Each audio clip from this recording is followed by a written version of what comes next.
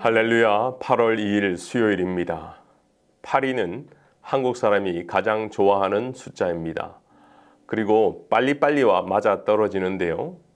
아무리 급한 가운데도 삶의 여유를 찾는 하루가 되시기를 바랍니다. 오늘 묵상할 하나님의 말씀은 사도행전 17장 16절에서 34절이지만 중심 구절 18절만 제가 읽어드리겠습니다. 어떤 에피쿠로스와 스토아 철학자들도 바울과 쟁론할세 어떤 사람은 이르되 이 말쟁이가 무슨 말을 하고자 하느냐 하고 어떤 사람은 이르되 이방 신들을 전하는 사람인가 보다 하니 이는 바울이 예수와 부활을 전하기 때문이라. 과거나 지금이나 변하지 않는 것은요, 좀 전도자를 우습게 아는 것입니다. 100년 전 조선에서 선교사는 파란 눈의 야소교 귀신이었다고 합니다. 그리고 그 후손을 사람들이 예수쟁이라 불렀지요.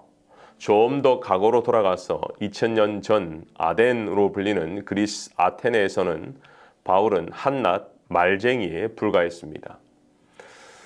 아덴은 그 당시에 어떤 도시였을까요? 오늘 말씀을 통해 유추해 보면 장터에서 사람들과 변론이 많았고 스토아 학파, 에피쿠로스 학파가 있었던 것으로 보아 이 지식에 대한, 철학에 대한 갈구함이 있는 조금 남다른 장소였습니다. 지금으로 생각해 보면 보스턴처럼 학문을 추구하는 유수한 학교들이 많은 곳으로 생각되어집니다. 실제로 그리스 아테네는 철학의 도시였죠. 철학이라는 단어 자체가 지혜를 사랑한다는 의미인 것처럼 이곳에는 지식인들이 많이 있었습니다. 이렇게 똑똑한 사람들이 모인 곳, 내가 더 잘났다라고 생각하는 사람들이 모인 곳, 남들이 얘기하는 것보다 말하기를 좋아하는 사람들이 모인 곳은 전도하기가 어렵습니다. 그런데 이 도시를 가마리엘 문화 최고 제자였던 사도 바울이 여행하며 돌아보면서 격분하고 있다고 오늘 16절은 말하고 있습니다. 제가 16절을 한번 읽어드리겠습니다. 바울이 아덴에서 그들을 기다리다가 그 성에 우상이 가득한 것을 보고 마음에 격분하여. 오늘 본문의 내용은 아덴에 우상이 가득한 것을 보고 격분한 거예요. 해당과 장터에서 날마다 복음을 변증하는 바울, 그리고 우주 만물을 지으신 창조주 하나님이 그때는 내버려 두었지만 지금은 죽음에서 부활하신 예수님을 믿어야 한다는 것을 강하게 말하고 있습니다. 저는 오늘 말씀을 통해서 몇 가지 묵상을 하고자 합니다. 첫 번째는 복음의 열정입니다. 오늘 바울은 앵그리 모드가 되었어요. 분노하고 격분했어요. 왜요? 그 땅에 우상이 많았기 때문입니다. 그런데 원어를 찾아보면 바울이 열받았다라고 말하지 않고 ESV는 이렇게 말합니다. His spirit was provoked. 다시 말하면 영이 흥분했다라고 표현합니다. 바울이 분노한 것이 아니라 바울 속에 계시는 성령이 화가 난 거예요. 사도 바울은 화려한 도시에 가득한 우상을 보면서 쾌락을 추구하는 에피쿠로스, 그리고 모두가 신이 된다는 스토아 철학자들 앞에서 성령이 분노하고 있었다라는 것입니다. 여러분은 무엇 때문에 분노합니까? 저도 제 자신을 되돌아보면 때로 아이들이 말을 듣지 않고 아이들 때문에 화가 나는 경우는 종종 있습니다. 아니면 간혹 들리는 가락무독한 범죄자 뉴스를 보면서 화를 내기도 하지요. 어떤 사건 앞에서 정치인들과 또 행정부의 무책임한 행동을 보면서도 우리는 자연스럽게 분노합니다. 하지만 우리 속에 역사하시는 성령은 언제 분노합니까?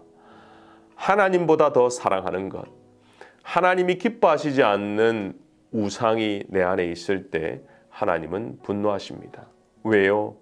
저와 여러분을 더 사랑하시기 때문이죠. 사실 아덴에 있는 사람들은 하나님에 대해서 1도 알지 못했습니다. 그래서 그 표현 그대로 알지 못하는 신이라고 하지요.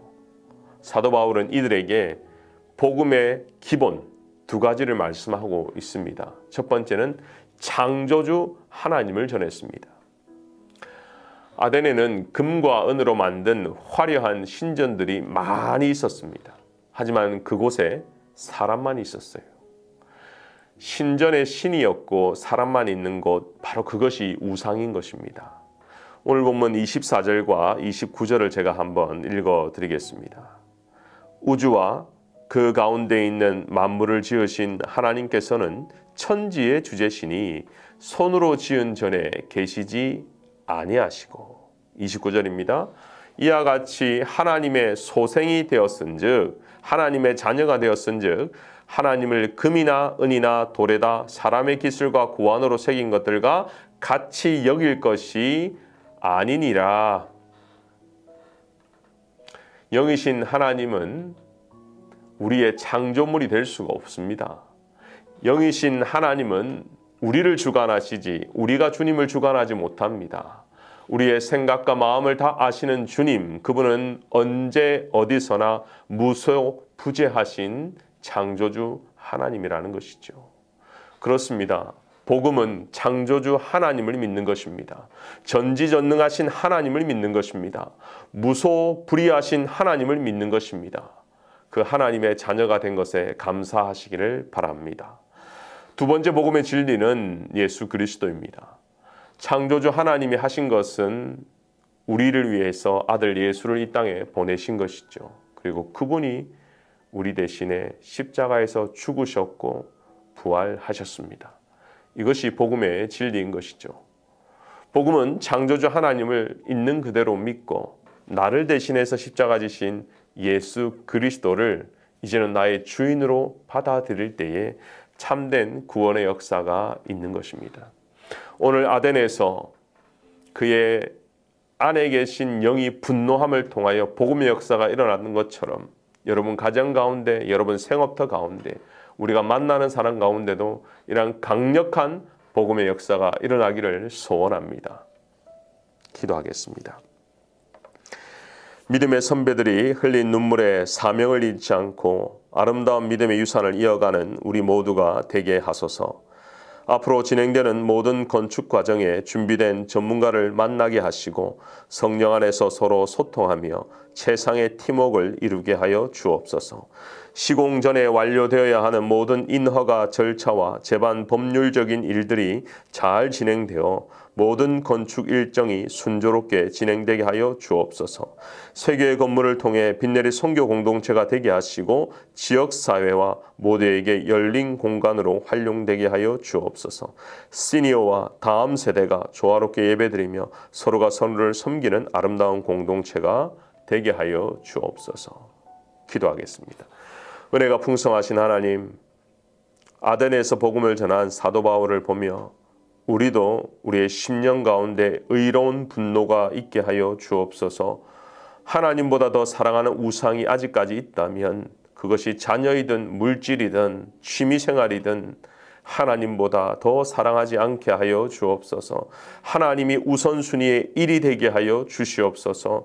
그래서 하나님을 잘 섬기고 하나님의 뜻대로 살아가며 하나님을 알지 못하는 자들에게 복음을 전하는 우리 모두가 되기를 소원하오니 담대한 믿음을 허락하여 주옵소서. 감사드리며 예수님의 이름으로 기도하옵나이다. 아멘.